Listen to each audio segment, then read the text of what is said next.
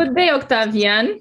I'm Hi, Carmen Carmen. Preda from Capsea Yachting, and I'm happy that that you are here and that you accept my invitation. We were gonna speak today about your experience on yachting. How are you today? And I hope you had good days since you disembark. Yes, hi, Carmen. Very nice to meet you. It's a real pleasure to be here with you today and to have this chat. I'm very good, thank you. I am back home in Romania for a few weeks now. Actually, the weather is not that bad. It's sunny right now and it's warm, so I'm enjoying a spring, even though I was nervous because I just came here. I disembarked in Saudi Arabia, and it was very nice outside. The weather was beautiful, and I was nervous, but actually it's nice here. So I'm just enjoying some time with family. How are you today? How's it going? I'm fine, thank you. I was just waiting for you to start this beautiful video and to for our audience to come with new information about the yachting industry. I'm always happy to promote and present the people who was working on a boat, on a yacht actually, or on a cruise ship. A great pleasure in the same time to meet you. And for the people who doesn't know you already, Octavian Grigorescu, it's a Romanian actually, that he was working on a yacht and a cruise ship. Only on right now 24 years old, if I'm Yes, right. exactly. Yeah. My birthday is coming up in 2 weeks, actually. Okay, So so I'm still happy 23, gonna be birthday in 24 in two advance. weeks. Yes, thank you very much. Thank you. I will gonna ask you in the end where you're gonna celebrate your birthday then. Yes, because I still don't know, but we're gonna figure it out. Well, to be spontaneous, I think is the best when it's coming to celebrate the birthday, but you can organize it at any time. So Octavian, it's a DJ, yeah, it's a producer, it's an artist as well, it's a singer, and maybe you can tell us more. How did you become a DJ on a yacht? So first, I was a producer. I started singing when I was a kid. And basically, I was lucky enough to do this all my life, starting with singing at events. And then I discovered dance music.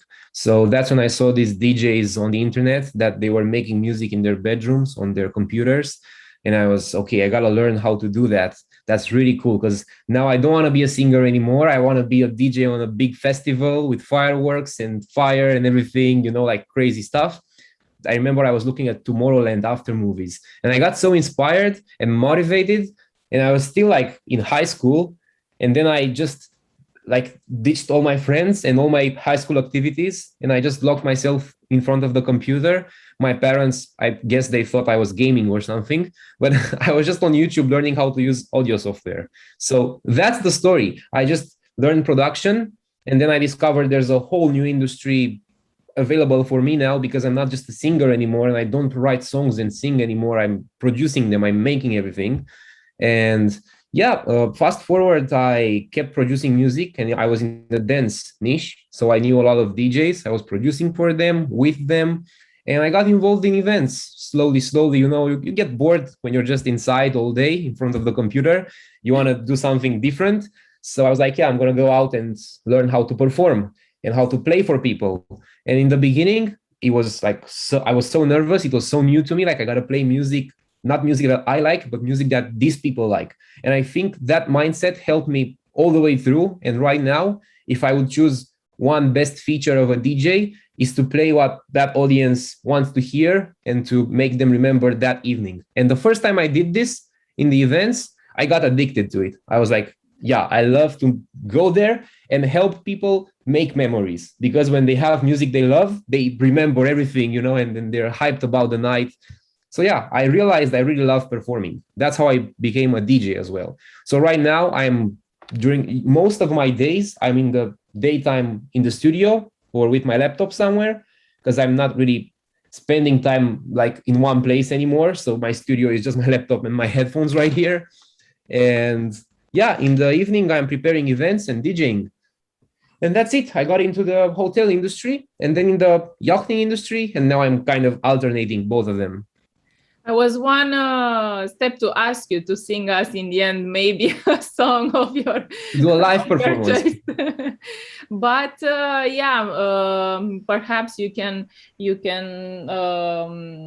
tell us what is your preference in the music industry, and what is the preference of the people who wants to hear in these days some songs and some types of music. My genre wise, my preference is, I guess, house music, because it's strange, but I can say that after like certain young years, I grew up in Ibiza for the last 3 years, and I really feel like I matured there a lot after my 20th anniversary. Like I was there every year, right? So I remember my 20s with like a pandemic and Ibiza. It's very strange, the combination of them. But yeah, house music, dance music, disco music, it's really what I truly love inside. But when I go to events, I really like to see what kind of people I have there, and where are we like geographically, what are they enjoying. And really, if they're happy, I'm happy. If I like some type of music and they're not enjoying it, then I don't like it anymore. I guess that's why I really love being a DJ, because I like being with the people. Well, you mentioned me before that you work in the pandemic, and actually you work in the pandemic situation, in the COVID situation, on a yacht. So how many people maybe they think the industry was stopped. Actually, it is an industry where never stop, even in the pandemic situation. So how it is like to work on a yacht? Oh, yeah. So I believe that because my experience is within the pandemic context, I can really say that the industry worked, because like the main events in hotels, in like outside events, were all closed, and that wasn't that good. But on the yacht, it was really nice because we were like in a closed circle, and it was very easy to have full control over a community that's on a boat on the water. It's easy because you know who's there, you know who's in contact with who. And we managed to have a few months, like 5-6 months, without any like major incidents. It did happen in the end to have like one case, and then it was an incredible, let's say, organization from all the team on board. And we isolated the case. We tested like everyone 3 times with PCRs and everything, and it was under control. And if that would happen outside, things would get closed down and quarantined and everything. So it's easy to manage because it's just a few people on a boat. That's how I saw it, at least. Well, in which yacht did you work actually, and how many crew can accommodate that yacht, and how many guests? Well, it was a slightly the size of the yacht as well. Yeah, it was a slight big one. It's still considered a yacht, like maybe we can say a mega yacht, because it was accommodating 200 guests at its maximum, and the crew was 100. In the beginning, I was like, this is a cruise ship? But it looked like a yacht, and everyone was referencing it like a yacht. And officially, it's mentioned like as a discovery yacht. There's a special thing about it, and that's why it's slightly bigger, because it's meant to go to Antarctica and do discovery cruises, luxury discovery cruises, which really sets her apart. This yacht is beautiful. It's called Scenic Eclipse. How big it was, this yacht that you was working on? It's 166 meters long. So that's why we consider it over 80, 100 meters a mega yacht, because it's quite similar with a cruise ship. Yeah. Well, what did you like most about it, and what did you dislike it on the yacht? Let's start with the best things, because there are way more like good things than bad. I wouldn't necessarily call them bad things, maybe minor inconveniences, just like anything in life, really. And what I really, really liked is what's really cliche, really, but it's a bit cliche. But my favorite thing is that you have to work to travel and to see new places. Like if you speak to anyone in the yachting industry, in the cruising industry, probably this is the first thing they're going to say, because I hear it a lot as well and I say it a lot. But it's a beautiful thing to be able to wake up and say, okay, today is a work day. I go to work. And what do you actually do? You just see beautiful places, you work with nice people and you meet new people. And then the day of work ends and you're like, I've worked today, but like it felt like a vacation. I guess it depends on the people also. Like you have to like to work, to like to get involved and do stuff.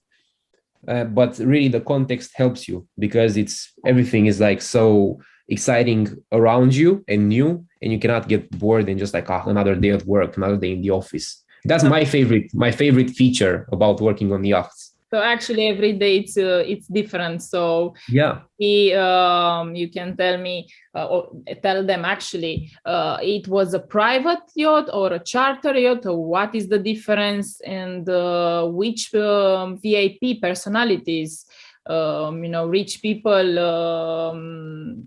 you meet there, Yeah. and who is the owner of this yacht, because there are people who wants to know all these insides. Yeah, well, it was a chartered yacht. So the owners are Scenic, the company from Australia, and they build yachts basically. Like I guess they have been building one every year or something in the last few years. So it's going really good for them. And they have chartered this yacht to Cruise Saudi in Saudi Arabia through a huge project of promoting the tourism in Saudi Arabia, because the kingdom is now opening a lot to tourists to have a brand new source of a brand new industry, let's say, for them, the whole tourism thing. And it's really an untapped world there for tourists to go and discover the desert and everything it has to offer. It's really nice. And they have some huge cities as well. So they have chartered planes and boats and big cruises, small yachts, big yachts, and everything in between. And yeah, we were just cruising the Red Sea with this yacht, and we've had parties, we had events. One of the main events was Formula One in Jeddah, the Saudi Arabian GP, and we've made some after parties with like people from F1. We had drivers, we had people who actually own like parts of the F1, F3, F2, Formula E from all over Europe. We have also had artists on board. Like one night we had a party with Justin Bieber, with Hailey, and they were there with all their bandmates.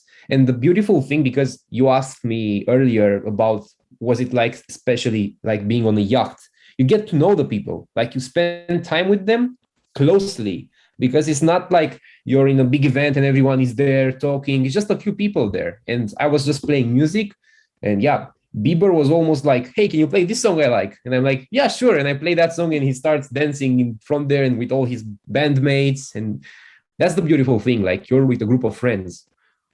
So there are not actually how the people maybe they think arrogant, or how they are actually as a VIP, I guess international it VIP, depends. as a It human depends where being. they are. Yeah, because they are. I imagine. I mean, I've been doing events of all sizes and all places, and I've seen DJs like artists, the same artist two times in two different contexts and scenarios, and they were acting different.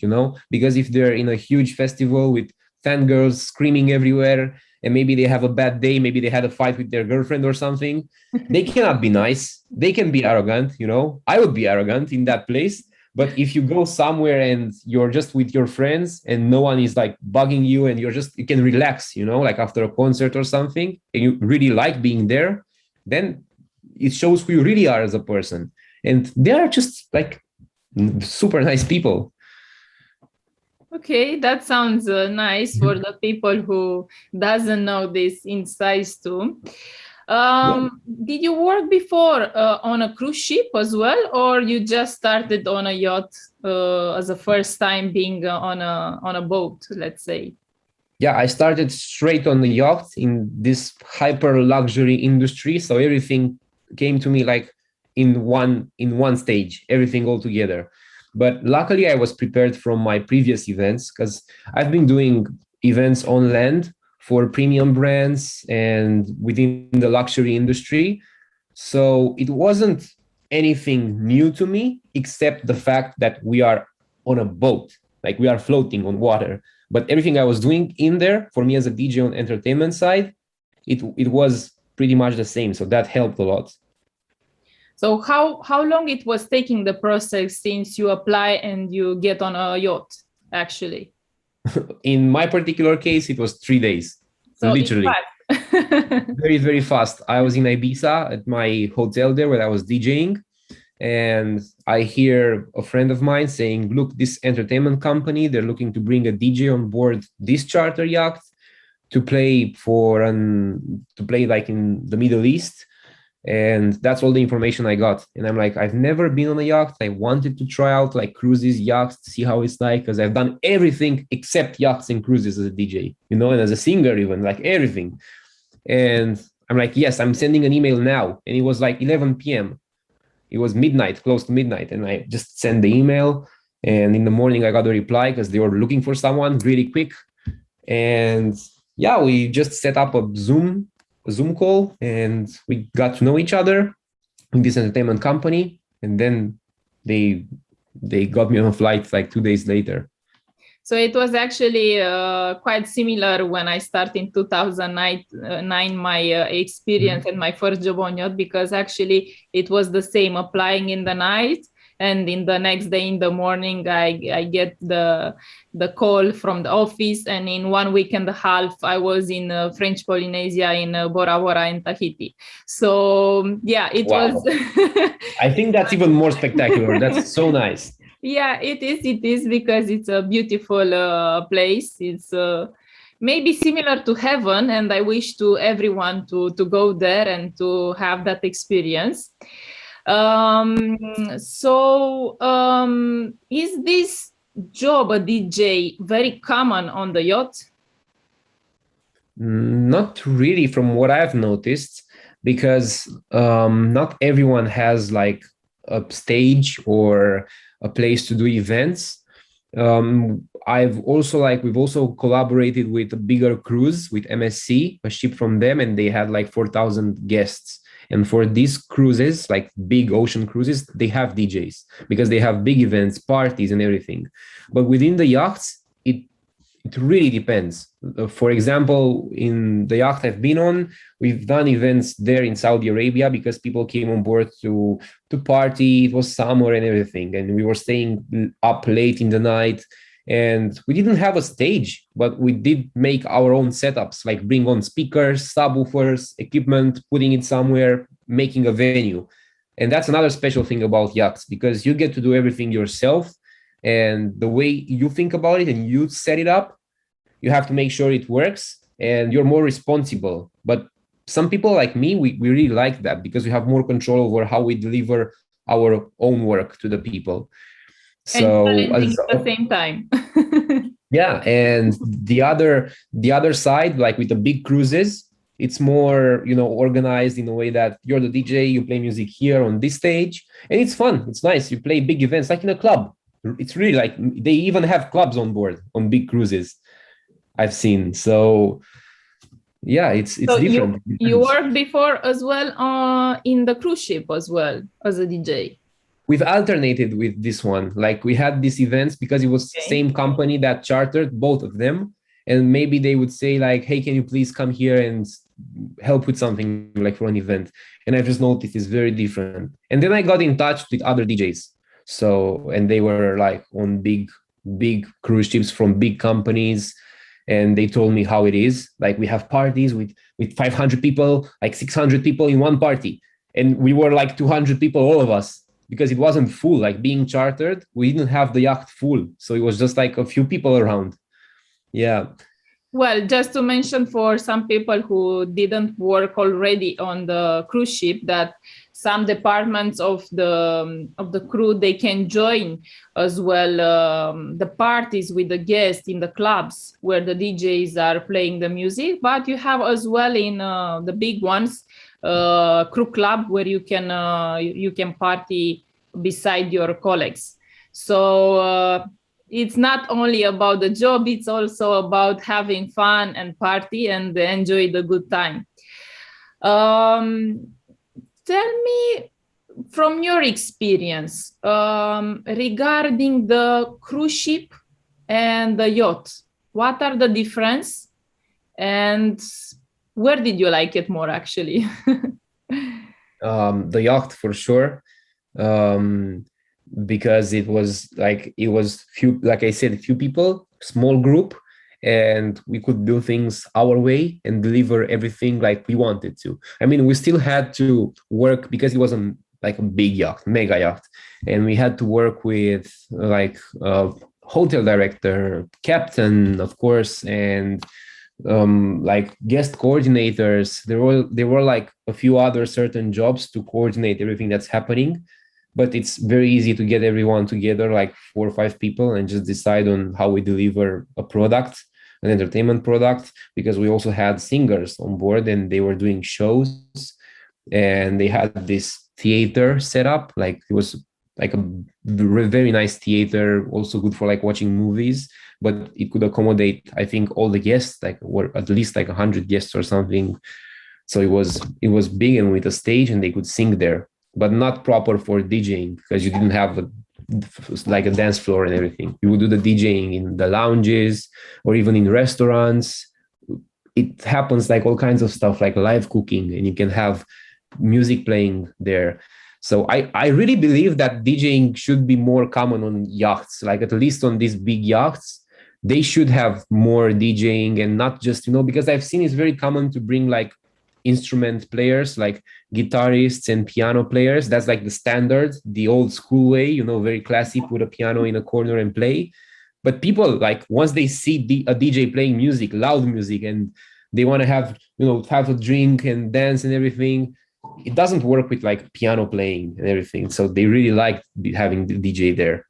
Well, this depending on guest needs and how Yeah. is them lifestyle and what they want in that time. But as well, if they want relaxing, or they can bring somebody playing to the piano or saxophone, jazz. But if they want party as well, they need a DJ. Yeah, and even if for like dinners, I've been playing a lot of dinners, and people are not dancing, like as a party, but they really like having like lounge beats, Café del Mar type of beats when they have dinner, and there's a live show, like live cooking show, and it's just delivered differently when there's someone playing music there and not just, ambient music. But we had both of these. We had also like piano evenings or DJing evenings. We've had bar parties. We've had like lounge dinners and stuff, restaurants, because we've had, I think, 10 restaurants on board. So it was a crazy experience with the food there, actually. So the food, it was good or not? Yes, really, really nice. Oh my God, that good is an understatement. It's crazy. Like they have 10 restaurants in a yacht. Can you imagine? Like there's everywhere something. Well, I experienced that as well. So Yeah, I'm kind of speaking to everyone watching now. Like if they haven't tried, like they would be amazed. I know, like you've had probably the experience 10 times over than I've had, and that's really amazing. Like guys, if you talk to Carmen, like one day is not enough to just keep talking, because she has stuff to tell you like you would not imagine. This is the amazing thing about. This is my favorite thing about working there on yachts in the maritime industry and also the hospitality industry, because it, like, one season can pass and then you can speak about things you see, people you meet, and experiences for a whole year and not get bored, and then you have another season and it's just like you're living 3 years in one every single year. Is it true? You tell me. You've had Yeah, because my family and my friends and some relatives, they people that I know as well, they always had the same question, mostly, when did you have time to do all of this? So, well, if you are active all the time, it's happening something every day. So in 13 years of yachting experience, it was happening a lot. And I had a lot of nice memories with I can share with happiness. Um, people, they just look on TV or on the internet, and probably they make a confusion between yachts and cruise ship. Tell me and tell us, tell them as well, what is the difference? Because from the outside you see, okay, it's a vessel or it's a boat, or it's the same industry as maritime, but what is the really actually difference between the two of them? Because you work as well in both of the different industry, yeah, so you have this experience, you can speak from your experience as well. Yeah, well, I can, first of all, I can really see how different it looks when you see it from the outside as opposed to from working like on the inside. Because this was me a while ago. I haven't had any connection with the industry. I was into hospitality, but not the maritime hospitality. So it was very different. And I just saw, very nice and expensive boats in the ports, like in Ibiza and in Greece. I was seeing like wherever I was, because I was traveling a lot before with hotels and I was DJing there. And everything was around the Mediterranean. That's my area of expertise so far. And I've seen all the yachts and all the cruise ships. But I wasn't thinking Coming like, and they're going very in different. the port. Yeah, just floating nicely, maybe having a party somewhere or something like that. But now, like seeing the difference between cruise ships and yachts is like when you go to like a very huge public event somewhere, or if you go to a private after party. That's the difference between the cruise and the yacht. If I had to make a comparison, the yacht is the exclusive private party that you go to after, and everything about it is different. And yeah, I mean, it's a commercial experience on the big cruises, even if they are like premium and expensive, or if they are more affordable. Still, it's like if you feel like you're within a commercial setup with many people that are booking places, and you can go, online on booking.com or websites like this and just book your room, or on the website. It's like that. But when you go onto a private yacht, it's like someone or you're renting it yourself as a client. So you can see how different are the clients. It's not just a vacation for someone. They're renting it or they're buying it. They're chartering it. So What's the even difference? What's the difference from the clients that you had in a cruise ship, either a yacht?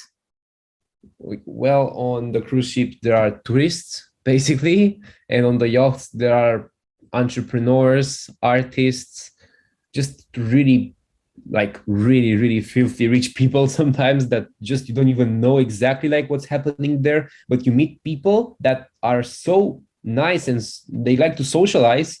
They tell you about what they do, about their business, and you actually, like, if you're curious, that's the whole thing. If you're curious and like to connect with people, you can learn things.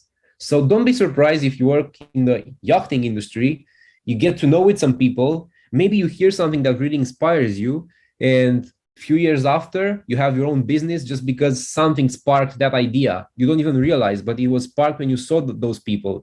It really happened. Like, I do a lot of online business with my music, and everything sparked when I was in Ibiza because I saw people doing a lot of things there and I was inspired.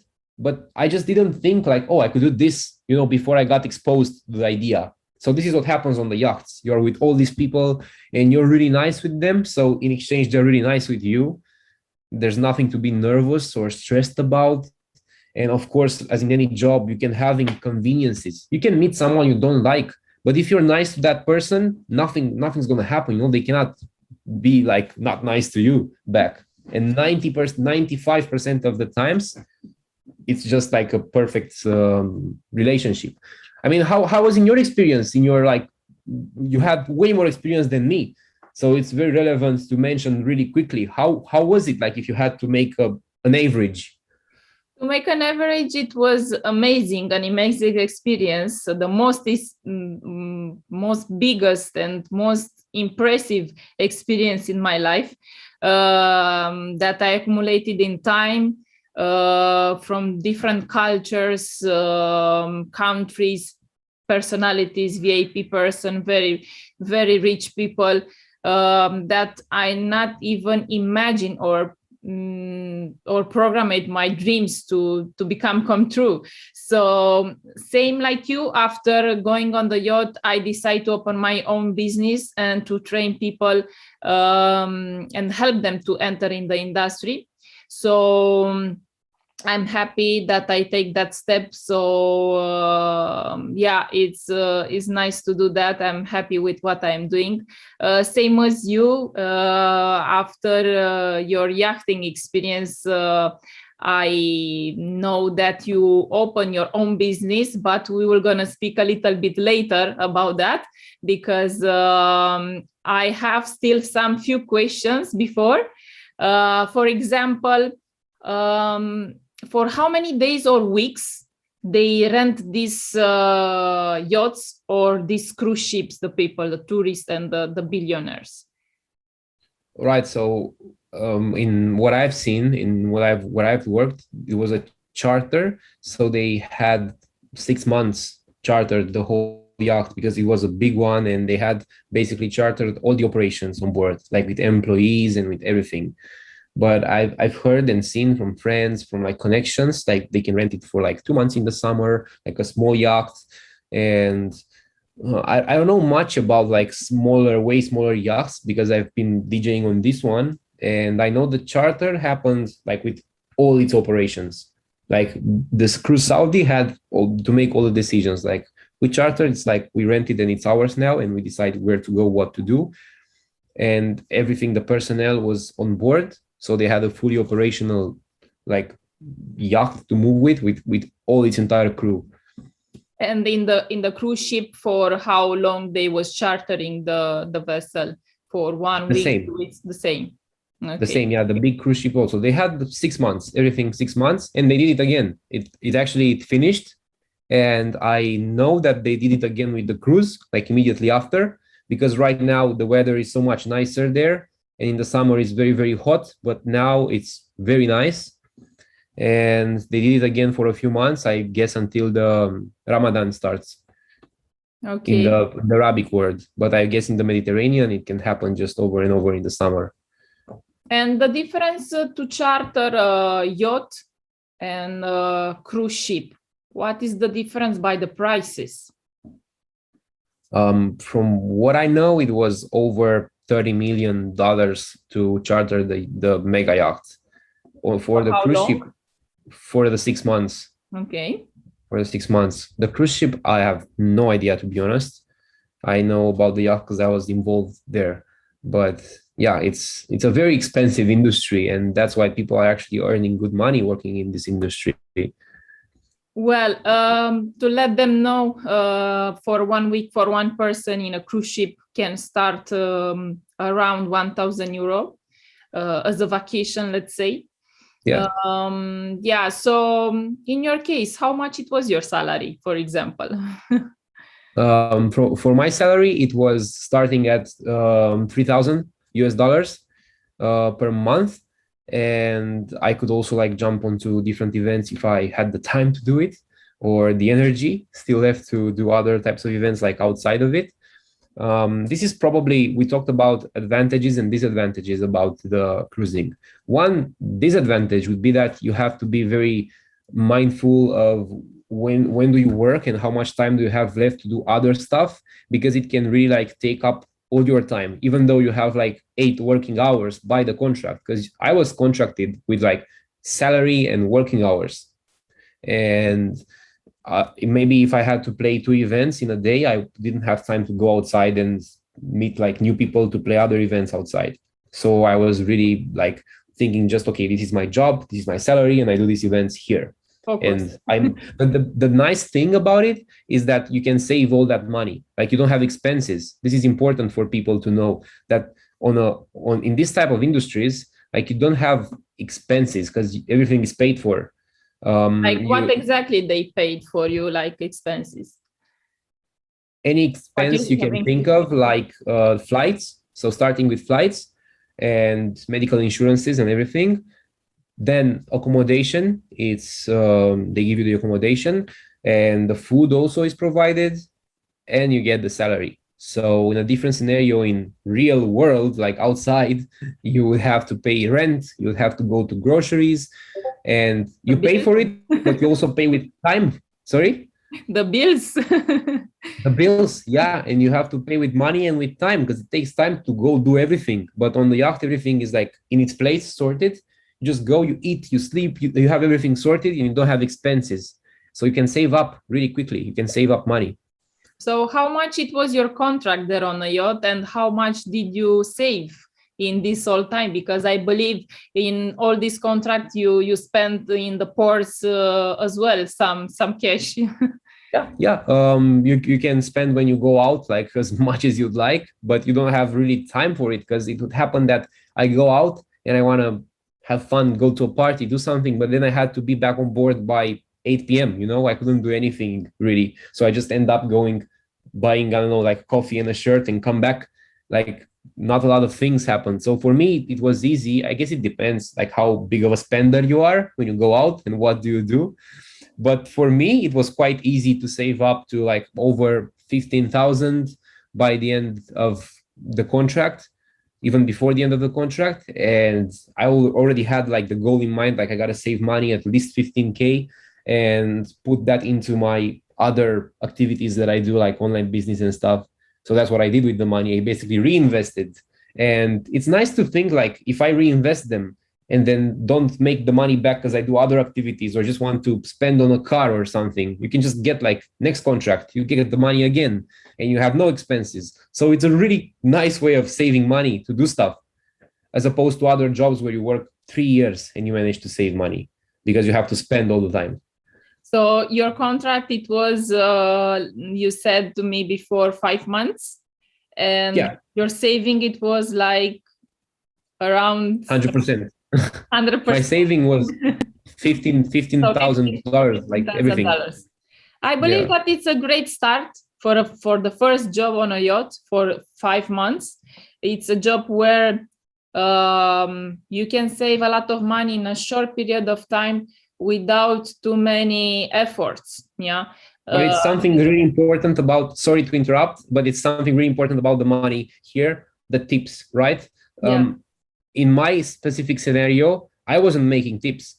So imagine if you're making tips, and depending on where you work at, like if you are in the stewardess niche or within the restaurants, like you can make a lot of money from tips. I've seen friends like they double their salary. So can you imagine you can work for 5-6 months on the 3,000, 2,000, 3,000 salary, and then you make that much more.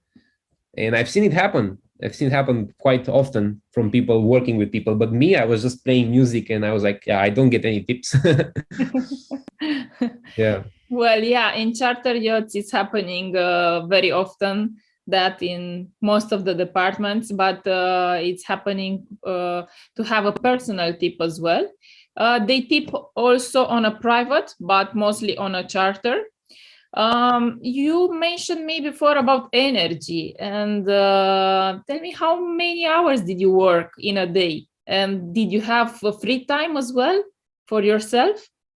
Yeah, that's for sure. I have been working like 6 hours up to 8 hours sometimes, but I was DJing. So you can imagine I was playing long events sometimes, like 2 hours at sunset party, and then 1 hour set up somewhere else, 2 hours play that again. So you have already like 5 hours. So my average was not 6-8 hours. That was like the maximum. I was touching that point in some days, just a few days, but like an average 4 to 5 hours for me. But depending on the job, again, it can be different. If you're in the restaurant, or if you're like in the service area, like you can have certain exact hours, like 8-10 hours you can have. It really depends, but you have your free time. And again, when it's finished, you don't have to drive home, you don't have to, you know, do something like that. You're just like, you're free, do whatever you want. So what exactly you did in your free time? In my free time, I was on my laptop most of the time because I am a workaholic and I like to work even when I'm not working. So my free time was on my laptop, probably sorting out some music projects for my clients who are still like waiting on productions to get done, mixing, mastering, because I've been doing it remotely from everywhere I go. Or maybe I was just socializing when I was not working. That's it, just going, like, if I was in the port, going outside and meeting people. And this is a beautiful thing. Like, you can meet people from all over the world.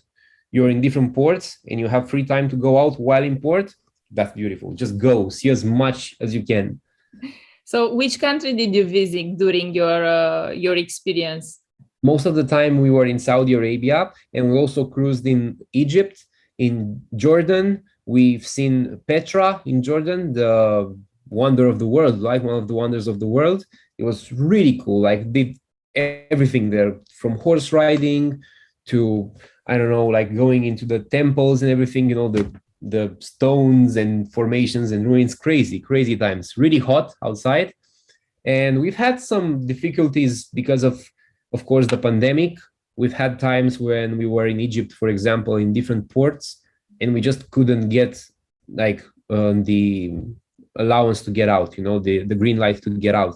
So we would arrive to the port and be just like, you have to stay on board. You cannot go out because it's like red area, and you're not allowed to go in the red area because, yeah, we were all like, we were all, I don't know, like vaccinated, and they closed in a certain community, and we will not be allowed to go out where it's not controlled. This is what I've been saying in the beginning of our discussion. Yeah, but now easy to quite stopping with this pandemic, so Oh yeah, very they're different. getting changed. But yeah, in the beginning nobody was knowing what's happening, so they try to make as much as is possible for the safety of the crew and of the guests. Exactly. And with the cruise ship, where did you travel? Same places. We Same were in the place. same ports, yeah. And we were. This is in my experience only, because they were chartered by the same company.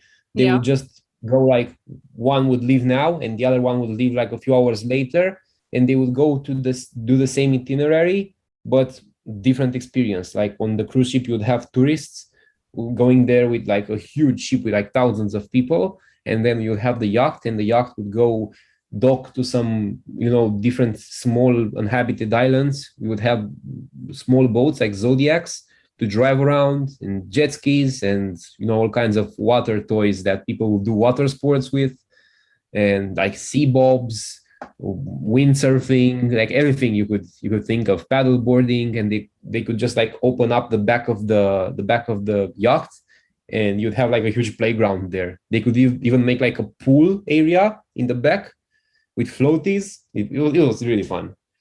So what exactly do every day on board the guests? The guests, they have the best life. They don't even have time. If they stay like for 5 days, they don't have time to try out all the foods and all the restaurants on this yacht. So I can also imagine on the big cruise, because on the big cruise also they had like a lot of things to do. But in our case with the yacht, they go to dinners every single day, different dinner, like specialities, all kind of cuisines around the world. And yeah, in the daytime, they are somewhere probably by an island or something, and they can go out there with the little boats, like the discovery team from the yacht. They drive them around in Zodiacs, in boats, and they just chill on the beach, have drinks, and then come back, relax, go to the spa. We had an amazing spa in there with saunas, with like massages and everything. It was really cool. Well, so in 5 months contract, what it was most amazing thing that was happening there for you? One most amazing thing. Yeah. It's hard to pick. I would have to choose Formula One, the events we've attended, and Formula One was the best because we were outside the racing tracks. There was the racing tracks, and like 50 meters on water, we were with the yacht, and you could see the yacht from like news reporters and like helicopters going around. You could see the yacht actually like in there, and we were like, "Oh, that's us!" And that was so cool because I remember because I was the DJ and also like kind of taking care of the events there. I couldn't go outside all the time to just watch the racing, because I was on the yacht. Like everyone was taking time off, like a short vacation. Okay, today I'm on vacation. I go outside. No one's on the yacht. No, but I am on the yacht because I'm waiting for people to come and party there. So I was the only one left in responsibility there to take care of the party because people from other departments like restaurants or spa, they were going out, they had free time. But still, that was the highlight for me because I met so many people that I didn't expect, including Justin Bieber. So that was crazy. How is Justin Bieber as a person? Very chill, very relaxed. He was together with Haley. They were both like just like two kids, like really in love, just having fun. Literally, like it was so cool. And he had like a band of 20 or 30 people with dancers and instrument players and everything, and they were all there together. Cool. I think it's really cool, really cool. They had a concert in Formula One, so they came after the concert. Also, Jason Derulo was on board at some point. So he was. I saw him. He was like jamming at the piano. He saw the piano on board. He just sat there and played some tunes, then had dinner and then left. So it was like very random. They are very chilled, relaxed, because there's no paparazzi and no things like that, like coming after them, like it could be outside. Did you sign before a confidentiality contract before to join the yacht? Yeah, we've had some terms, not specifically regarding this artist and everything, because we didn't know what was going to happen, especially because it was chartered and everything was changing every time. This is also an important thing for people working in the industry, like especially in the yachts. If you're on the cruise, you can just DJ or just do your specific job and task, and that's it. But if you're on a yacht, you are subject to a lot of changes, because especially if it's chartered, like the owners, the clients can just decide, okay, today we go somewhere else. So all your plans are changed now and you have to adapt. You cannot just say, no, we planned already to do this, so I'm going to do this. It doesn't work like that. You have to be adaptive and dynamic. So one of the skill of one crew needs to be adaptable. Which other skills do you think a person who wants to join as a first contract on the yacht needs to have? Which other skills? I think this dynamic one is the most important, but also being respectful to people and being patient, because you're going to meet a lot of people and they are all different, but they all want the same thing: to relax, to have fun, to meet people. They're there with their family or friends just to have a good time. So not a lot of things can go wrong, but as in every industry, you have to think about what the people want there. Maybe they want a certain drink made in a certain way, and then the drink is made differently, and maybe they are unhappy and they're complaining. You have to be able to be comforting with people, like be nice to them, maybe give them reasons to think about something else that's nice, not just say, oh, it's just a drink. You have to be very empathic in hospitality. So no rude at all. Yeah, of course, very polite and really trying. To me, I cannot fake it. I cannot be polite and fake. You shouldn't be fake. Like, I try to understand what's in the specific person's mind and think like I was in their shoes. I mean, if they're unhappy, what help am I here if they're unhappy and I just come and say, don't be unhappy. You don't have no reason to be unhappy. You'd rather just go there and say, yeah, you're right. I totally understand you, and look at all these other options that we can have, or we can do all these things. What do you think? You have to know how to work with people. People is first. It doesn't even matter. You're on the sea, you're on a cruise, you're on a yacht. You're there to make a memorable experience for someone, right? And if you manage to do that and to be nice to everyone, really without even trying, just act in the way that you would like to be treated, Of course, yeah.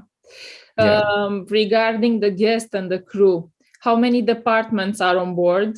And maybe you can explain a little bit what every crew, she or he, does every day on board as the job. Yeah. Well, we had, because it was a slightly bigger crew here, close to 100 people in crew, we had first of all, the engineering and everything, like that's a separate area that they have their own jobs to do within the maintenance and the driving the boat, the captain and the officers. But also then there's the restaurant team, the spa team, what else? The bar team, that's a separate one. Yeah, we also had sommeliers for the wines. We had on the entertainment side, we had singers, a piano player, guitar player. We had a sound technician because it had to operate like the equipment. And I think that's it, more or less. Yeah, there are not a lot of departments, but every department had like maybe a coordinator, maybe a manager, and then maybe 3 people to be in charge of. Yeah, hairstylists, but the hairstylists and the spa people were like together. Everyone in the spa, like massage, hairstylists, and spa manager. You know, they were just in charge of that area. And then the people in the restaurant and the people in the bar.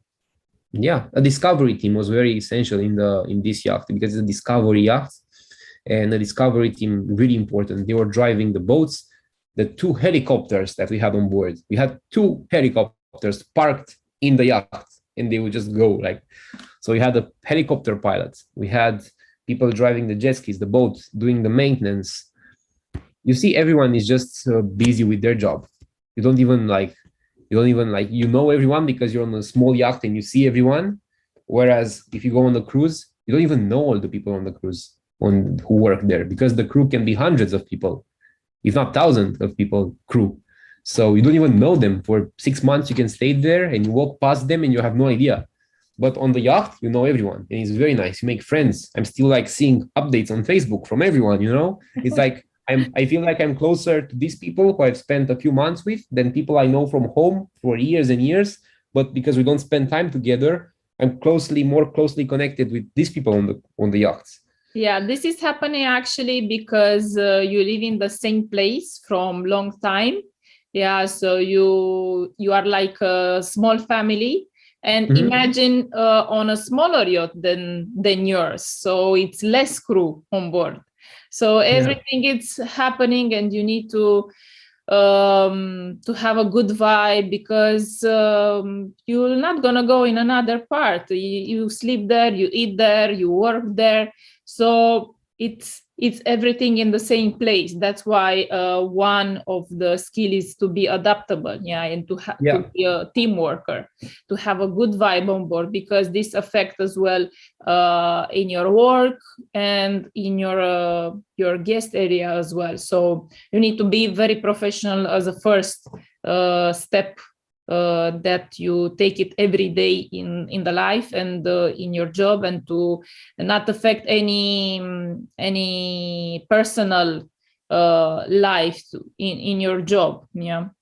How it is about the personal life on board with crew, with guests?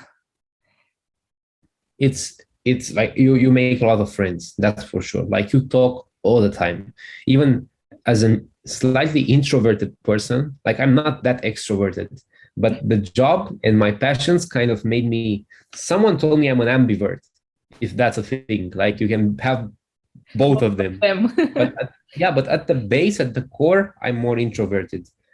And even like this, like you see so many different people, and of course the crew is going to stay constant. You have them all the time there, but then the guests are coming and going, and depending on your job you can interact less or more with the guests. In my case, I was interacting a lot with the guests. Even if I wasn't working, I could just go hang out with the guests and see what they say, where they're from, what they like. And they really like talking. I mean, everyone likes talking about themselves, right? So if you really like talking to people and hearing about them, they love to tell you about them and to get to know you as well. So you can make really nice connections. I still have friends to this day, like we're keeping in touch like actively. And then a lot of friends who are just like there in my network and within my connections, but other of them were just keeping in touch because we had a few nice days of weeks on board. And now we're, when we meet again, maybe I'm going to be in Ibiza this summer and you can come hang out there and see you there. And you can just travel around the world. I mean, you tell me, like after all your career, you can travel somewhere in the world and you know at least one person somewhere to go out for a coffee, or if you need help somewhere, right? It's true, it's true. And actually, with which nationalities did you work as a crew, and which nationalities you have as a guest on board? So as crew, I've had people from South Africa, from Brazil, from the States, from UK, and within Europe, just like scattered around, maybe like someone from Italy, someone from Slovenia, from Bulgaria, from Romania, just like one, two people, like from everywhere, you know. And with the guests, we've had mostly Saudi Arabians, because we were in Saudi by that time.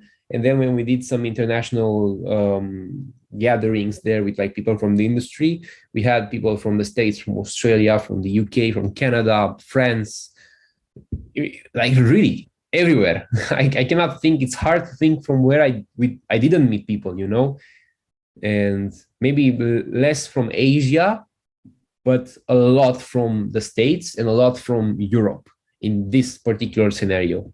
So multicultural nationalities, like all the time happening in this industry.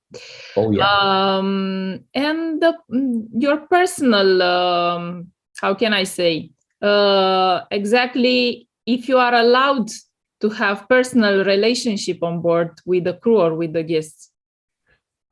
This depends from what I've heard. I mean, in our particular situation, you had to be careful, of course, like what kind of personal relationships you would get involved with, like especially with the guests. If you are like working on the yacht, it's not recommended in any shape or form. And with the crew, I've noticed within the crew that it happens. Like, of course, it's allowed or anything like that, and they come even in couples. Actually, they work as couples. They come together to work. They have different jobs. I know people from different countries. They met on board, and they are saying, "Oh yeah, for 3 years now we're working together. We get contracts together." And even the employers from the agencies, companies that are contracting them, the yachts, they are understanding that they're coming in a couple and they're giving jobs to both of them on the same yacht. And maybe they're accommodating. I mean, of course, they're accommodating them together. If it depends, you can as crew, you can have shared cabins, you can have your own cabin. It depends. I've seen people with shared cabins. I had my own cabin, but I've seen like couples sharing a cabin or two friends sharing a cabin, depending on the department also. So it's quite relaxed regarding this area as well. And okay, we speak all about this nice stuff, but what are the disadvantages on working on a yacht? Well, coming from this previous point, you have to be very professional, right? I don't think this is a disadvantage necessarily, but you cannot like be with your girlfriend or boyfriend at work and act like you're with your girlfriend or boyfriend. You know, you have to just be focused on the work. That's one thing. And everything is very organized, and there are tighter rules than outside. If you would work somewhere, anywhere in the world, like on land, you would, of course, have a set of rules. And if you break any rules, maybe it's okay, you can get away with it and everything. But on this maritime industry in general, you cannot break any rules. You cannot be late. You cannot do anything like you have to be very, very careful with the limitations that you have on the yacht and really respect them. So it's more rigid. And of course, if something happens on the outside, like a pandemic, you're stuck on board sometimes. That's a disadvantage. That was a disadvantage. Well, this was happening only in Jordan, right? In Egypt, it happened actually. In Egypt a couple of times, yeah, in some areas. Well, and let's say we speak about these disadvantages. What's happening if you if you're late on your working time, or if you don't respect the rules on board? Well, you can get fired very quickly there, because they can, being a very premium product that they're delivering, they cannot have errors, for the guests. And of course, it's not going to happen like, oh, you made a mistake and you're fired, go home. It's not like that, of course. But you'll see that people are very professional, and it's not in a pressure type of situation that, oh, you're so pressure, so stressed. Everyone knows what to do, and they just do that. It's very easy, actually. So if you see that in the environment, and maybe you're like me, you're used to being a bit late, and you're not like so tight to the rules. When you go in this environment, it helps a lot, because everyone is so tight on the schedule, and they know exactly what to do, when to do, where everything is. And it helped me a lot become a person that's more punctual and more like, I say a time, I do that. Because before, being an artist, being in events, I was very relaxed, like, oh, okay, when's the event? Event starts at 12 midnight. Then maybe I go to the club before, I relax for a bit, I socialize, we start playing music, whatever. That was my life before, like really chill. But now, like, I know I have to start playing the music at 6:30, and at 6:30 the music starts playing, and then I finish in 1 hour, and then I prepare something else for somewhere else on the yacht. So it's nice to have more responsibility and accountability and really educate on that. Well, that's why it's called other kinds of standards that we deliver, and to be organized, actually. Yeah, of course. Yeah. And do you think after your experience, did you develop yourself professionally or personally? I guess on both sides, for sure. Professionally, because of all the activities I was doing as a DJ there, like the events and the situations that I got. Like, maybe a situation would be that you prepare for an event, and then the client who chartered the whole thing decides, I want to do something else now, just because they want to. So you have to adapt. And professionally, this helped me a lot to be like, change everything very quickly, be very responsive to everything. And personally, of course, the memories you make and the people you meet change your personality and your perceptions as well. The more people you talk to and the more different they are, the more different you become. And you come home or go to another contract, even like I do, I jump from contract to contract, or you just come home to chill and you're a different person. And you see people around you, like from your home. This is fascinating. And they've been doing, very nice jobs or their own thing, but they kind of stay the same to you when you come back home and talk to your friends. So what's been happening? It's been 6 months, it's been a year, and it's the same old when you go home in your country. But then you realize, wow, like, where do I even start to tell you where I've been, where I've worked, who I met? This is how I feel like. It's like you speak another language for them. Coming back at home, and it's surprising to for them to find out so many nice things what's happening there. What is the best memory that you have on a yacht? Best memory. It has to be the events on the nights. Like, I was in one night, we had these jacuzzis outside, like on the top deck where I used to make some sunset events. And one night we had like a jacuzzi party there, and it was so cool because not a lot of people showed up. We were just like 4 or 5 of us, including like personnel from the yacht and some guests as well. And we already knew them for like previous cruises because they were like repeated guests. And we were just chilling there, having like champagnes and stuff.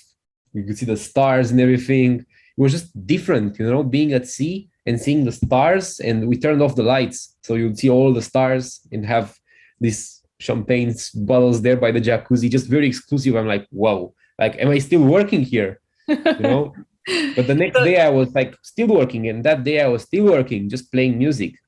So you can use the facilities of the yacht as well as a crew member? Not always. This can when exactly you depend. Can use it? Within my specific situation, it's kind of strict.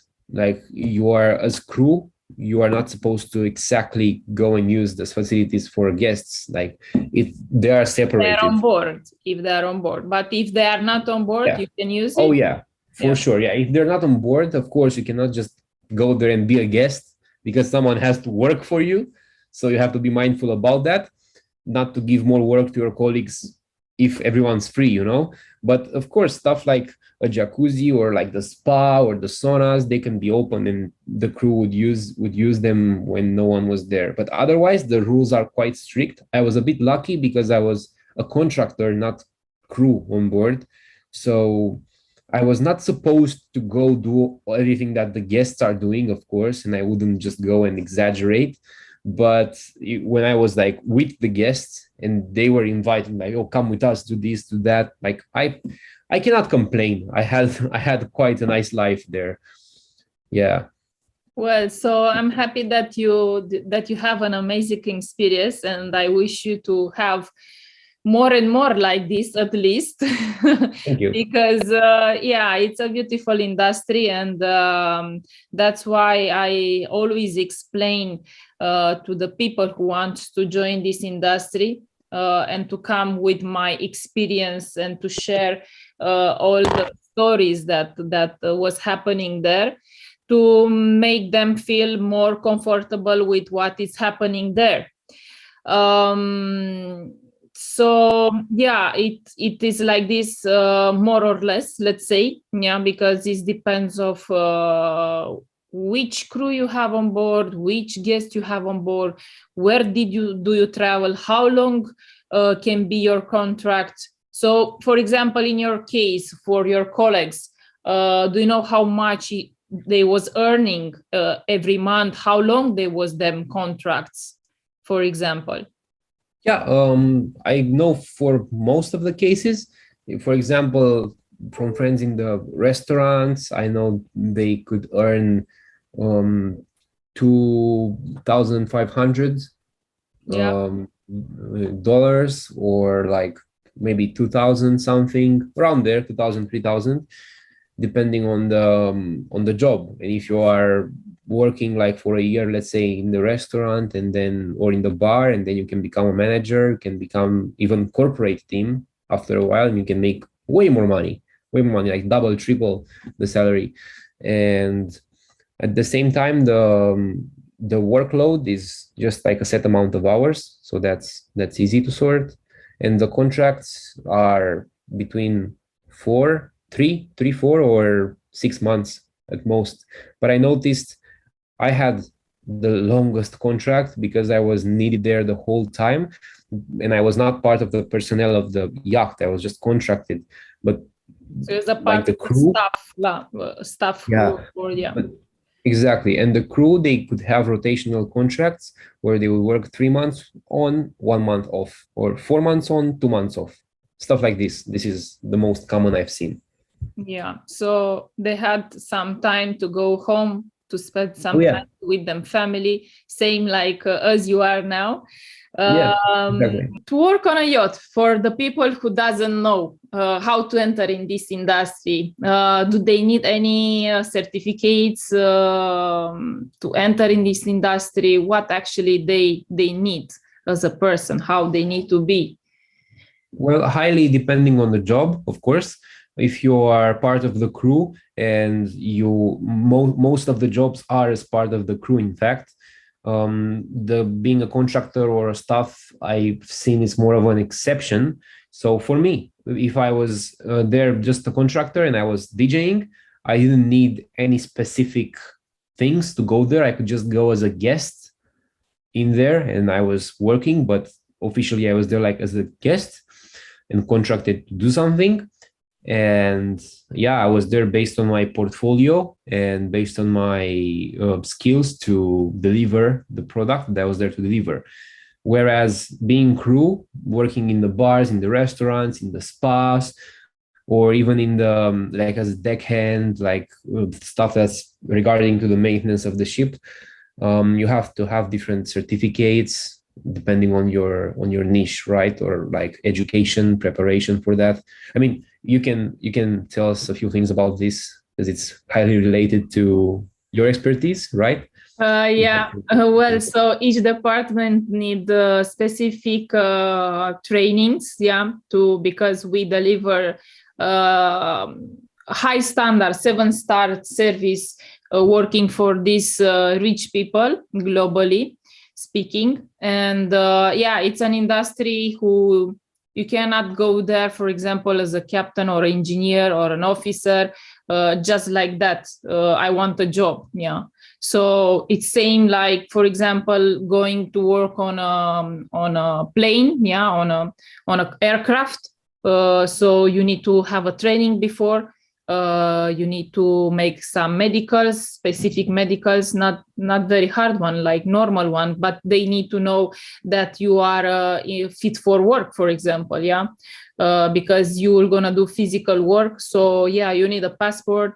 So yeah, you need to have you need to follow some steps before you start going there. And this is what I'm doing, actually, training people and help them to join the yachting industry, and free consultation that I give. Yeah, so if you want to reach this beautiful industry, yeah, you need to make some steps. Nobody, of course, is coming to knock on your door. It's just another job with another view. It's just up to you if you want to change your life completely, because you can come with beautiful experience after that, and many doors after having this in your CV. It's opening. Most of the crew, they open their own business working on the yacht because they have a lot of money and they want to invest it. So they see the owners and the people who comes on board as profile that they want to be in the future. So perhaps that's why it's happening this with us, with the crew members that we work on board. Yeah, it's more or less like this for each of you, what you want in the life to do. For example, for you it was the first contract now, but how many years it was working the other crew on board? How many contracts they had already? Oh yeah, there were people who were in the industry for 12 to 15 years, all the way to people being in the industry for 2 years, 3 years, or like even one contract, two contracts, everything. And this is a nice thing because you can have on the same yachts, in the same context, people from very different backgrounds and very different working experiences. You can have in the bar someone working for 2 contracts, maybe 1 year, and someone working for 10 years back, and they can work together actually. So this is nice. Everyone has the same opportunity and the same chance, as long as they like their work and they deliver to the best ability. It doesn't even matter like, oh, I'm not, like, I should have started a while back. If you really like, you should start now. Like, you should start today, tomorrow. Why not? Why the people they are still waiting, and why do you think they don't take the steps to make this for them lives? It can be the fear of something new, or maybe people really like the comfort zone. I've noticed this, like they really like to stay in their comfort zone where they know everything and they know how it is. But at the same time, they are complaining. I mean, they are saying, oh, I want something new, I want something more. But if you like something new and something more, you have to expose yourself. I think this is the greatest lesson that you learn with everything you do. Like, you have to expose yourself to something unknown that you don't know, and that's going to shape you. That's how I felt it in my experience every single year. I want more money, but yeah, I don't do nothing for that. Yeah, you got to do something different to make more money, right? You cannot just say, I want more, and they come. No. Well, nobody's paying you more if you don't invest in yourself, in certificates, in your education. The mandatory, schools that we have it, but what about the other education, non-formal education? How it is about it? Oh, so On the school side, it's very clear. Like you can go to specific schools, get specific degrees.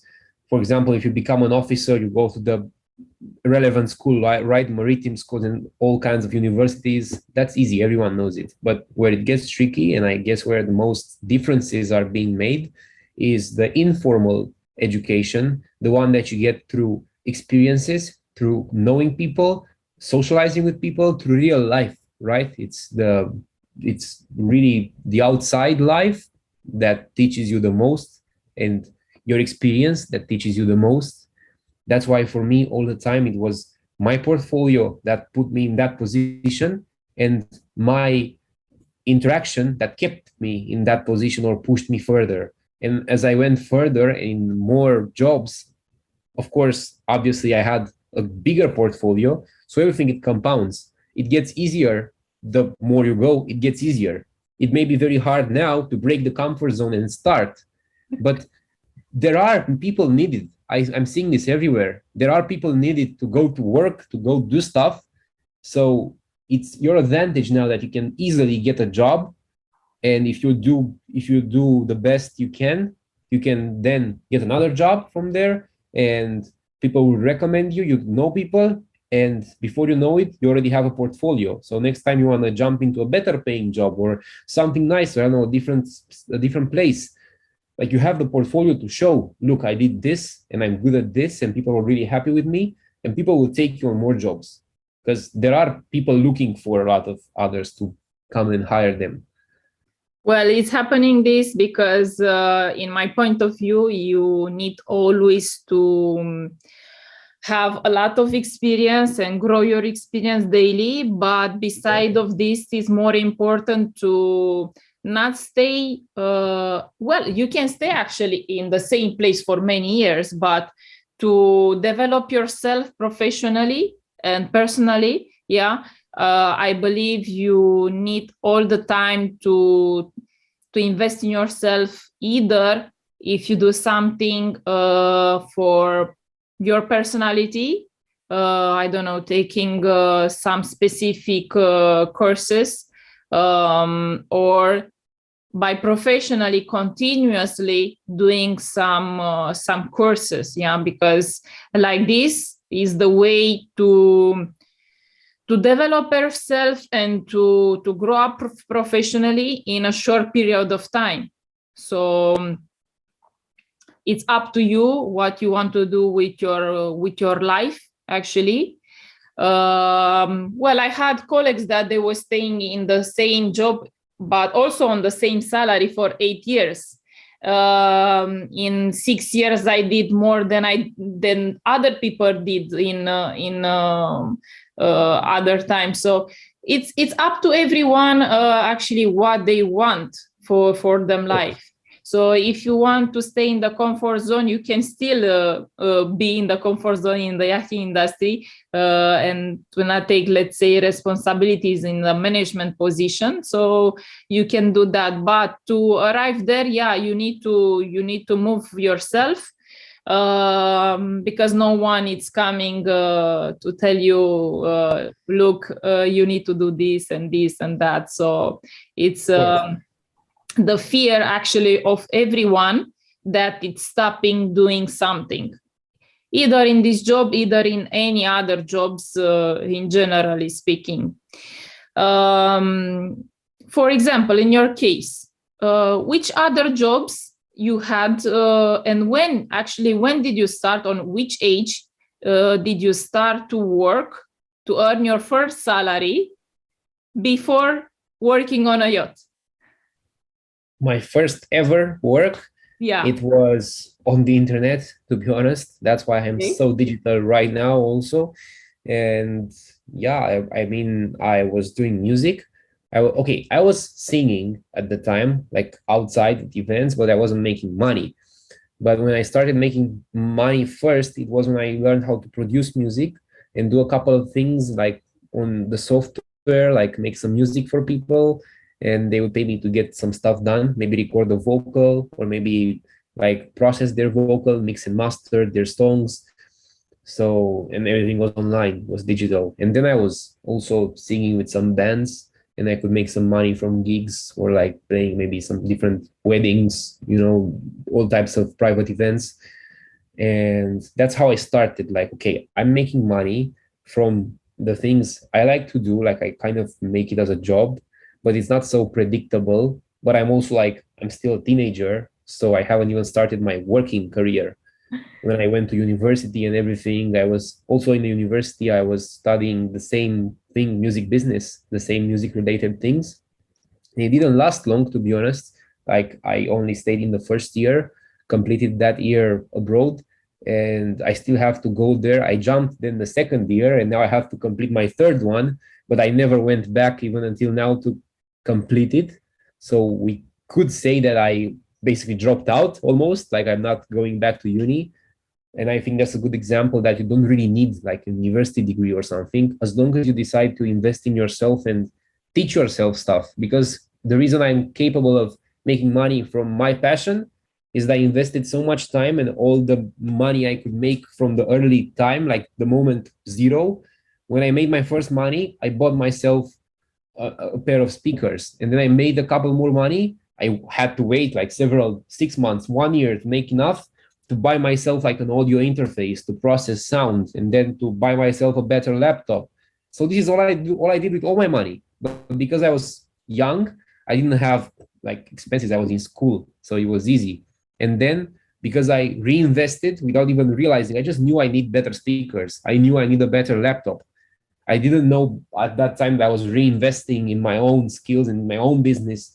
I was learning all the time online. I was investing time. Time is more important than money. And yeah, by the age of 20 something, and 23, close to 24 right now, I realized that's the reason I was able to make a career out of it already, and not even because I was fortunate enough not even to be like, okay, I gotta be like forced to choose a job like outside, like, okay, I gotta work a job and then do what I like and try to transition. At this step, I'm doing already the job, which is what I like to do, so it doesn't bother me. And if I travel and do it from very nice places, it's even better. And in the time that I got left, I try to make more stuff, like probably transition into business. So your first job, it was on which age starting, actually? Probably 15 to 16. I was working online, making money for people, like freelancing, Yeah. So those were my jobs. It was unconventional from the beginning. That's why I wasn't so organized like I am right now with the hospitality and with the cruise life and the yacht life, because I was only having my own clients on my own time. So I was working whenever I wanted, as long as I would meet their requirements. And that's it. But then it helped me a lot to go into hotels, into yachts, and see how it's like to work like with a schedule and with other people who depend on you and everything. Well, so first job on a 15 years old, yeah. Hard worker, huge experience traveling in beautiful countries. Now a DJ in Ibiza, entrepreneur, producer, singer. What's next? Oh my God. I don't know. I guess the entrepreneur thing is gonna be very dynamic, and it's gonna incorporate a lot of other stuff. But basically you have to be like, if you want to take care of yourself and do everything you can do, you have to really learn a lot of things, like not just, okay, I'm a musician, so I know how to make music. I gotta learn marketing. I gotta learn, I don't know, like some type of human skills, communication skills. So you have to learn these things. And once you're mindful about it and you're aware, you can actively learn it. You can buy yourself some courses. You can invest in your preparation. And it helps a lot, because you don't even realize you have to be very mindful about when it helps you. Like, you get a good job, you have to think, okay, I got this really good job because at a point in the past, I invested in myself. And you have to remember that, because next time you invest in yourself, like, I'm investing because I'm going to get a very nice opportunity out of this. Okay, so it's like a plan and the steps that you need to follow for success. Yeah, of course. Because a lot of people study, right? A lot of people study, yeah. But how many people, when they are in a good place in their life, how many people actually acknowledge that why are they there in the first place. They just consider themselves like, oh, I'm lucky to be here. No, you're not lucky. You worked for it and you made it happen. So if you realize that, you're going to make more happen. You Of know, course. luck comes to the people who can receive it, right? Yeah. And what about regarding the people that they didn't find out what they like in them lives to do, and the people who doesn't like what they do for themselves with them jobs daily? Well, I think because I'm in a very different position, because I've been doing the same thing over and over again, I asked myself, what if I'm missing out because this is like my passion? But what if I could do something else and it would have been so much better? What if, what if? So I still, you would think like, those people who are so passionate about something, they have it all figured out. No, you always think about something like, what should I do different? Or maybe I could do something else. So if you're not like set on something, you have the freedom to do everything you want. You have the freedom to choose something, learn it, see how it goes, and don't be afraid. Oh, I am 25, I am 35, I'm 45. You're never old until you say you're old. You know, if you are like, oh, I'm 45, I cannot do anything right now. What do you mean? Like, why? You can still learn things and do things. I know people who do it. That's why I say, because I know I am 24, but I know people who do it and they start learning something, and in 2-3 years they can be excellent at it and they can have a new business started. How many people start businesses at 40, over 40, maybe at 50? Why not? Also, yeah, also one of my clients last year, 52 years old. Yeah, Yeah. he joined the first course. He was an accounting actually in Switzerland, a Romanian one, and he joined the Yacht Steward training course at 52. He worked as a steward, and this year he wanted to change in the deck department, and he comes to the deckhand course. And actually now he's working as a deckhand, and over it he has a double position as a steward deckhand on board, and he's very happy. Another woman on age of 50, yeah, just on now recently she joined the boat. So it's not a maximum age when you can start doing something for yourself. Yeah. Of course, a minimum age of 18 to speak the conversational language, English, or to speak any other languages is it's a mandatory, or it's a plus for your CV. Yeah. Tell me exactly, what do you do, because you train also people in your business. So what exactly you do with all this experience, and from where did you start to have an idea to put all your experience together and to be an entrepreneur? Well, I do train people within the production, audio production niche, and also DJing. Also for, I do like I used to do private trainings with people, and they would be really happy to learn something on fast track because someone would show them exactly what to do, and they could ask exactly what to do, as opposed to doing like I did, just go on the internet and figure it out by yourself. And that's when I realized, okay, maybe I should try to put something together for people, like a course or like a training. And that's what I'm preparing at the moment. So I'm still trying to put everything together and find the best ways to deliver it. And I'm keeping in touch with everyone on my socials, and it's at Otto Stories on my socials, on Instagram, Twitter, everywhere. And that's what I'm gonna let everyone know, like how I can deliver these trainings, and this, maybe it's gonna be a course for people who are really interested in becoming DJs or becoming producers as well within the music industry, and really keep in touch with artists and just create communities there, because we are coming from this digital age here, and we are literally living more within the computers than in real life. That's the truth, to be honest. Even with the traveling and with seeing so many places, we're still 100% connected, like everywhere. So Well, it's good, and the people also they are interesting to know. Same like my courses. If this course is only for Romanians, from my side, it's internationally. So everyone from any country can join the course, and you can be on board for any nationalities. How it is in your side? absolutely the same. It's online, it's universal, it's really almost decentralized. So it doesn't even matter. Like you can, as long as you have internet connection and the drive to learn something, you can learn anything, and you can, and all the information is already out there. But coming to someone who can put everything together for you and deliver it to you, that can help you really learn it faster and really get it within you, not just like, oh, that's the information.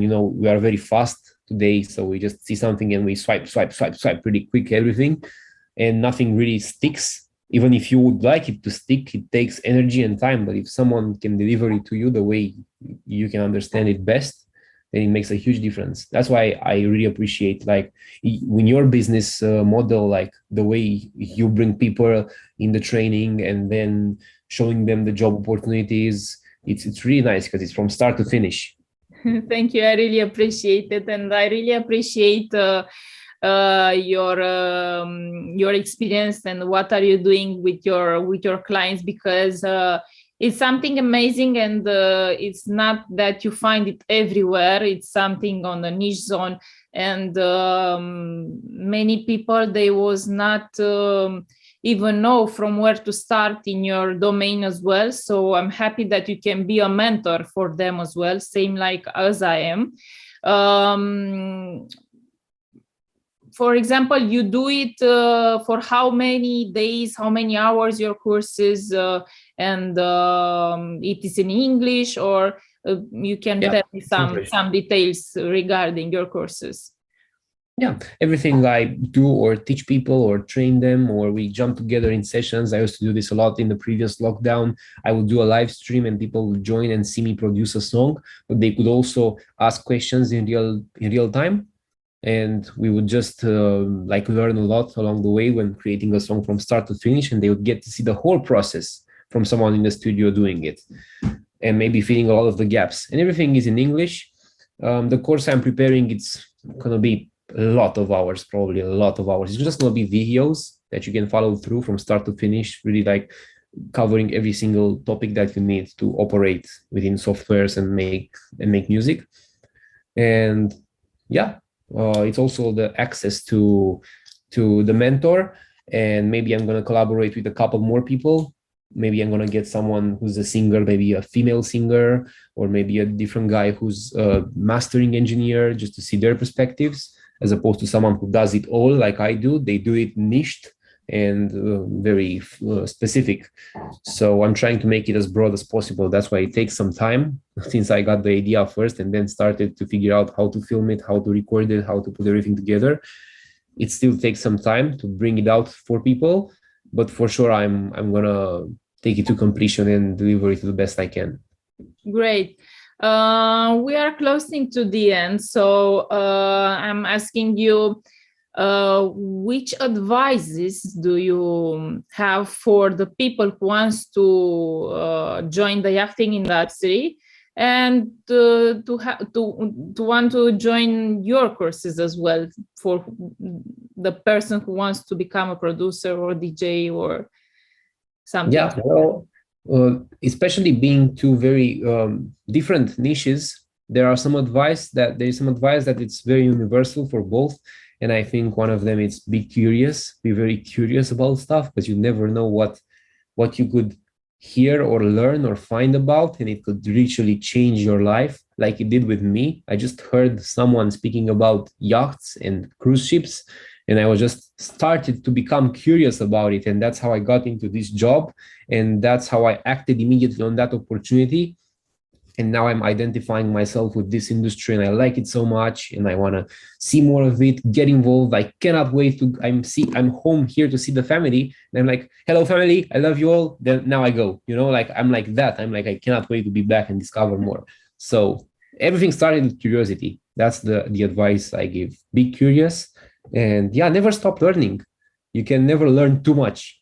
The more you learn, the more you can do, and the more ideas you can have to maybe inspire other people to do, the people you love.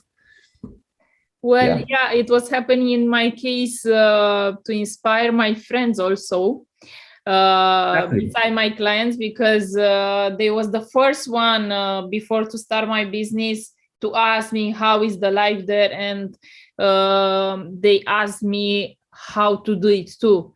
So I was receiving beautiful messages from them and from the clients also. Thankful people that I changed them lives, and they are very grateful for that. And I'm, very happy to hear good news from them side. So I hope more and more people I will gonna help them to join this beautiful industry. Because in the end, I want to hear in the future more new beautiful memories, and who knows, maybe I will gonna invite here them in one day to have to share the experience with them as well. That would be So in amazing. Pardon? That would be amazing to hear like how people change their lives from the moment they heard about it from you, and then look what they've done now. Yeah, It's crazy. Very nice. thank you. Same to you. And in the end, in the conclusion, if you can tell me some words, actually to tell them some words, some advices that they need to put like as a first step, let's say. Be actionable. First actionable step. Actually, that's really crucial. You can hear about all this stuff and get inspired even, and just check it out online, how it is and how it looks, all these industries, be it the entertainment, the hospitality, the cruising. But figure out something really easy to do to get yourself started. Like it can be as easy as, I don't know, like sending out one email, making one CV, like specifically for a job, and sending it to someone, sending a message somewhere. Waking up and every day, half an hour, look for jobs, see what it's like, talk to people who work in the jobs. That helped me a lot. Like start with this, text some people who you see are working in these jobs, and they can bring you there. It's so easy once you do one step. But the hardest thing is to break that barrier of just being a spectator and just thinking about it and making the first step. You know, that's What my happened? my. What's happening with the people that they want to do something, but they say, I don't have money to pay. Well, everything it depends. It really depends on the situation. But if you really want something, then you work your current job. You manage to save. You can, I don't know, be cautious about your expenses and save up money and realize it's going to take probably a few months. It's going to take however it needs to take. And then you have the money saved up and you do this. And who knows, maybe in a few months, you're going to earn way more and you're not going to have that problem again in your life. And just think about how much upside it is once you learn something new and you get involved with it. And don't let that be the things to stop you. Like, okay, I have a job now, it's not so good paid, and I don't have money on the side, I cannot do this, and you just reject it. Don't reject it. Be a bit more, more stubborn and be like, I gotta find a way to do it. I'm gonna save some money. I'm not gonna go out this Friday. I'm not gonna spend money, because we all spend money on something. So I'm gonna cut these expenses, maybe try to make more, maybe, I don't know, ask for a raise, ask for a different position in my job. Maybe you're only in a job where you can take more responsibility and make more money, maybe for a year or so, and you can have saved up. But at the end, if you're not investing in yourself and you're just spending on stuff, then you're not gonna move, right? Yeah, you're gonna stay in the same position as you were before. Of course, with the same fear that Yeah. it's controlling you, because it's the mind that is controlling everything, whatever you do in the life. So your future, it will not gonna change much, let's say. So that's why you need to do the steps. Yeah. what's happening for the people who they said, okay, I want a job, but I don't have money to pay for the course. So well, that's the exact situation. Like you think about how much you want to change something in your life, and you can think, okay, I'm gonna invest in this or not. I'm gonna change something or not. Like it's up to you. Yeah, excuses can be found everywhere, and I of get it. course. Like it's hard. It's not easy because everyone's gonna be like, yeah, it's easy to say excuses can be found, but I cannot do it because this and this and this. And I know I understand it. Like it took time for me, even though I'm still young and I started very young. I all the time I can figure something that I struggled with, you know. In the beginning, it was so hard to even think about like having the courage to think that I'm gonna be in a different place because I didn't see it. I didn't see nothing around me.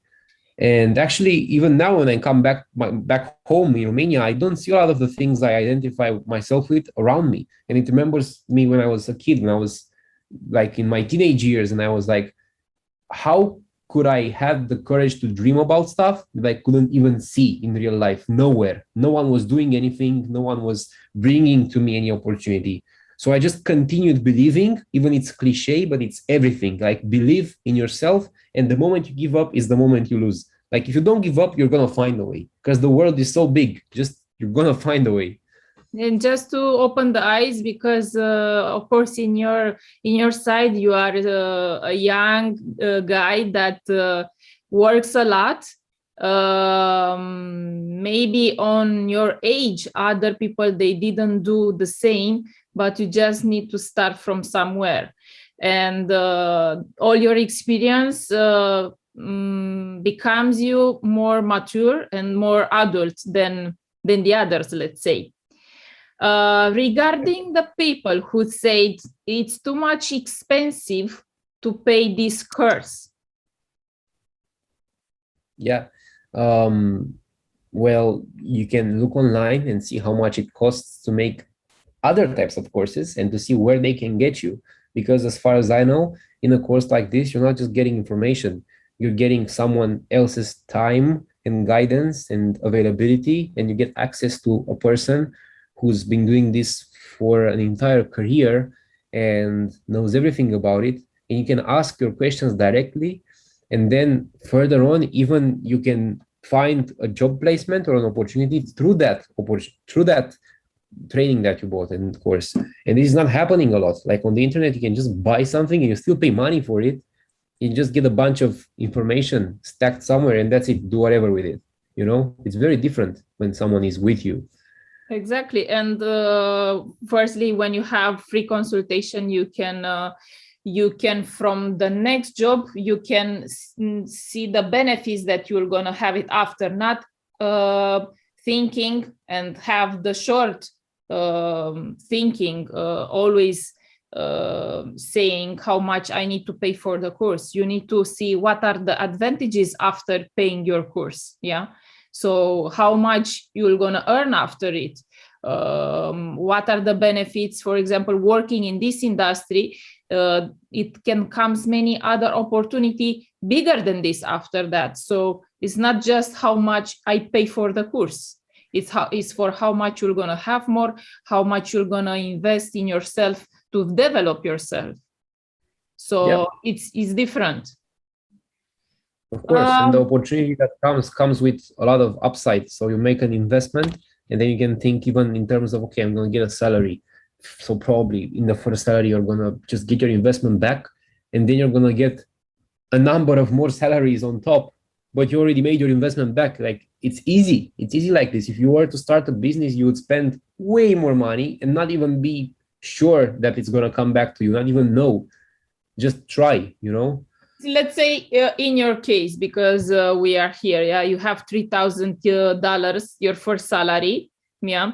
So making a calculation in 1 year, you have more than $30,000.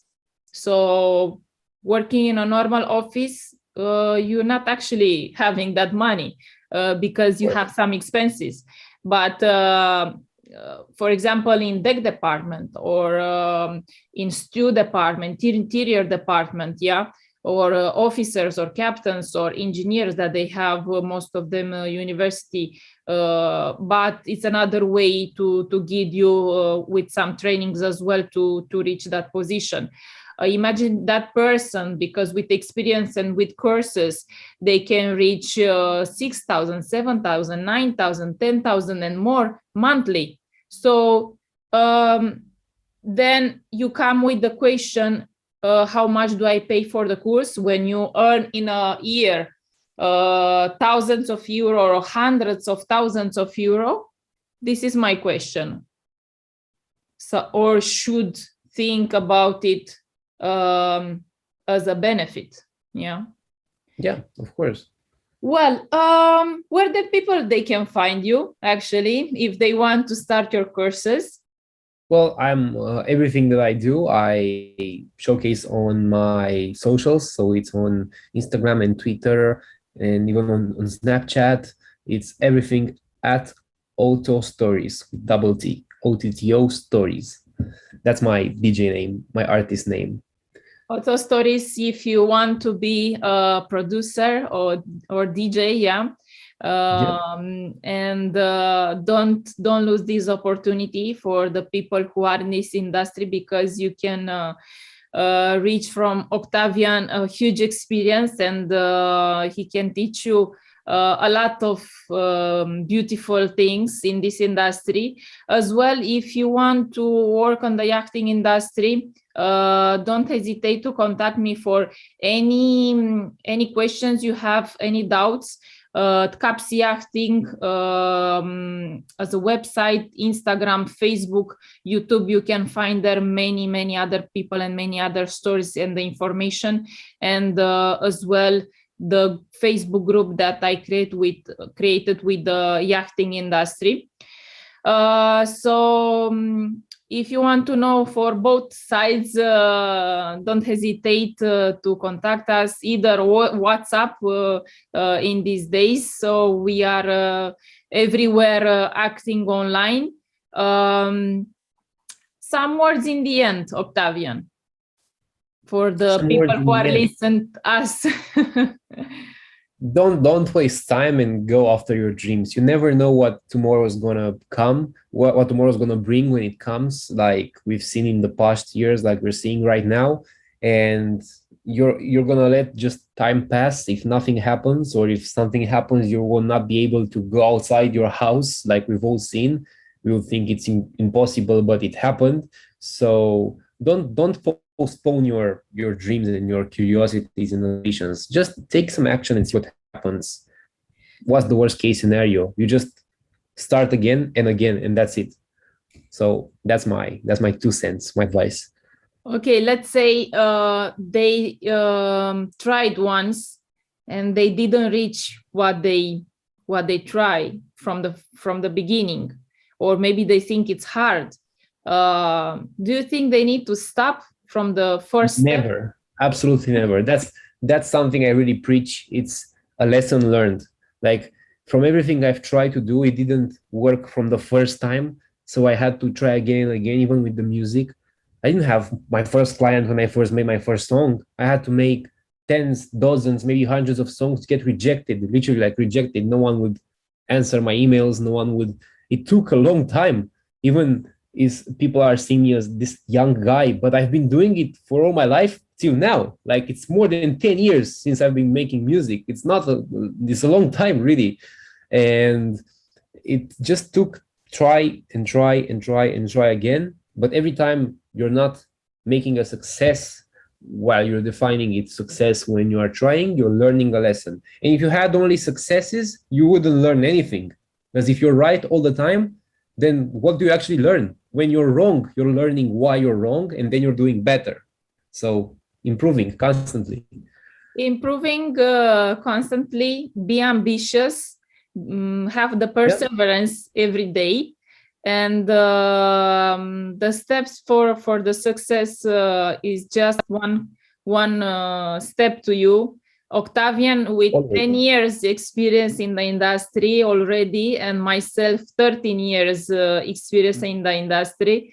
So we have huge experience to share with you. I hope you enjoyed the video, and we wish you to start from somewhere, to not wait so long for your decision, because beautiful things that are next to you, you just need to catch it in the right time. Never stop from what are you doing in your in whatever, what maybe you don't choose this industry. This is our advice. Be perseverant, and don't hesitate again to contact us if you